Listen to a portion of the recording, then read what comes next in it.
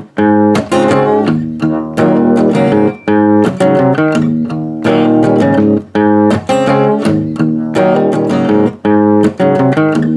everyone, welcome back to the channel. We appreciate you being here. We got a beautiful Saturday. I'm going to work on building some raised beds as well as putting together the S&K Martin house and probably some would-be traps for my wife's grandmother. I want to start doing shout outs to some of the newer subscribers. A couple of them right off the top of my head that I know of. Britt Dennison, Tim Huber, Fran. There's a couple other I can't think of just right now off the top of my head. I'm going to make a list once I can figure out how to see all of the new subscribers, and I would like to start doing that in the videos. So we're going to be working on building these raised beds as well as, like I said, the other stuff. A couple things before we get started. I know that at least in doing my research as far as raised beds, I apologize for the background noise. Raised beds, the research that I've done, it's kind of a controversial topic as far as people that are building garden beds that you're putting vegetables in.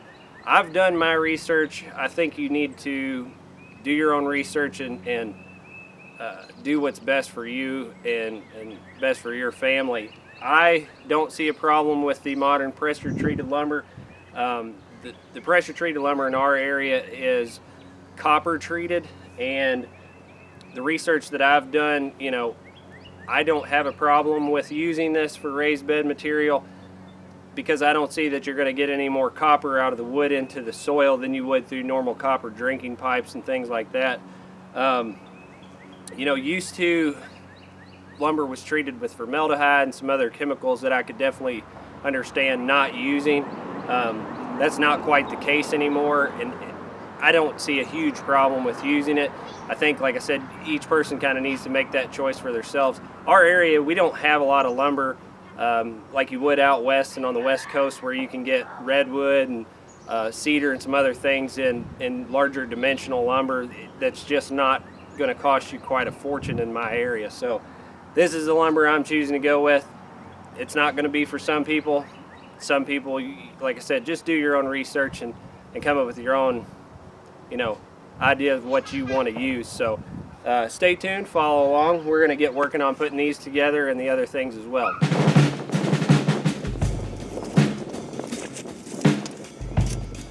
I'm going to cut these 4x6s off at about 16 inches a piece. We're going to use these as corner supports for the raised bed.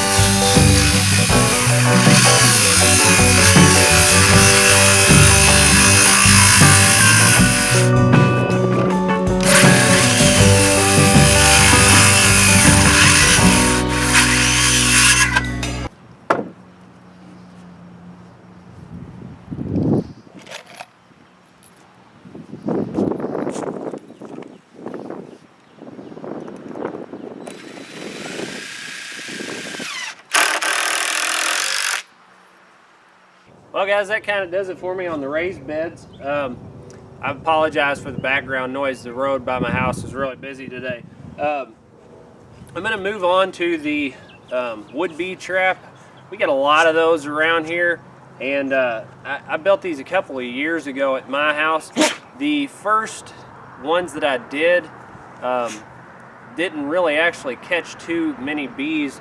I found that whenever I used just the paddle bit, the holes were not smooth enough for the bee to actually go inside of it. So I used a metal bit and smoothed the holes down, and that seemed to remedy the problem. I have one bee trap that the jar fills up about every year, and I can show you that on the video. I basically just start with a scrap block of 4x4. I make a series of holes. It doesn't have to be exact, but I start with one that the hole goes all the way, is full bit depth all the way up inside of it. And then, sorry, that's my daughter's diabetes monitor going off. But I start with one that goes all the way up inside of it, and then I make a series of holes on the sides that are actually at about a 45-degree angle and come up and actually connect with that center hole. And the idea of it is I believe that the bee goes in and it's trying to lay its eggs, but then figures out it's not a hole made by another bee, and then tries to come back out, and when they do, they come down into the jar most of the time, and it's basically a light confusion trap.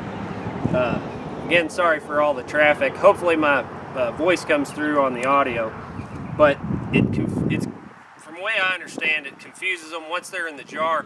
Usually the sun's got it so hot in there they just can't figure it out, and they eventually die inside of the mason jar. So you'll basically need an old scrap mason jar, a scrap block of wood, a couple of tools like a drill, and a couple of bits, and that's about it. And then the mason jar gets screwed onto the bottom, and you drill a hole through the lid, so that way they can make their way down into the jar once they get inside of the trap. So I'll finish drilling this one out, and we'll kind of show you how it looks once it's together, and I'll show you the one on the house.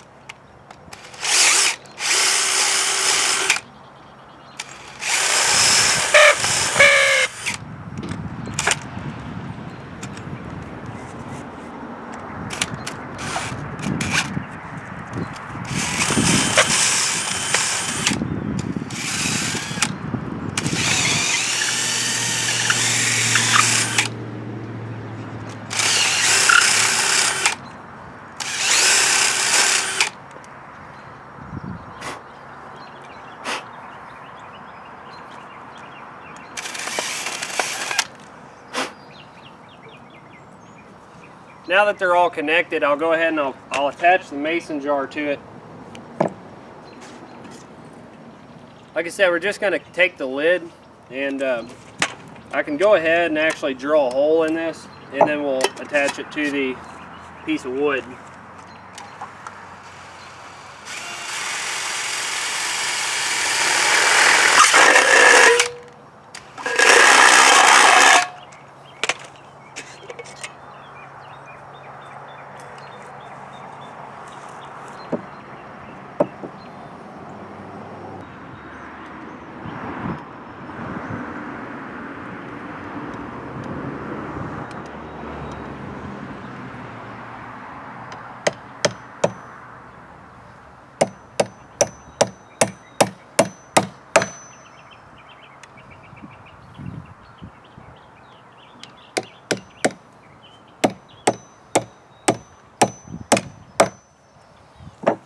It was actually a little difficult to get the screw started in the can. I didn't have a center punch with me, so I just wound up using a couple of nails out of my pouch. Worked just as well.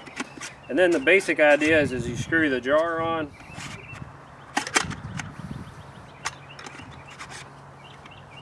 and then the bee will go up into the trap and down, and then once it's in there, it's basically trapped. So I'll show you the one that I've got on the house. So this is one of the traps that I have on my house. I actually just emptied it out, and it had quite a few in it, but it's been up there for 3 or 4 years, like I said, and it does a really good job.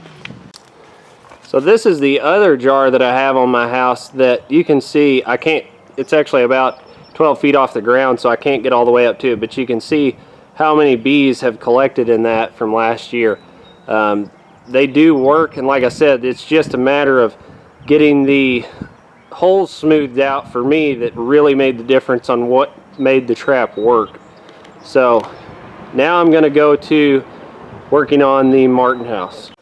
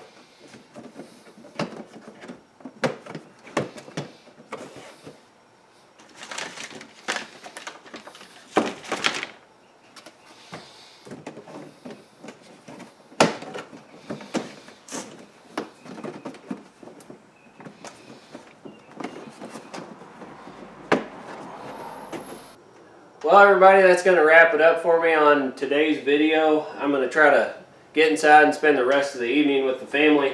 Obviously, you could see that I got the Martin house put together.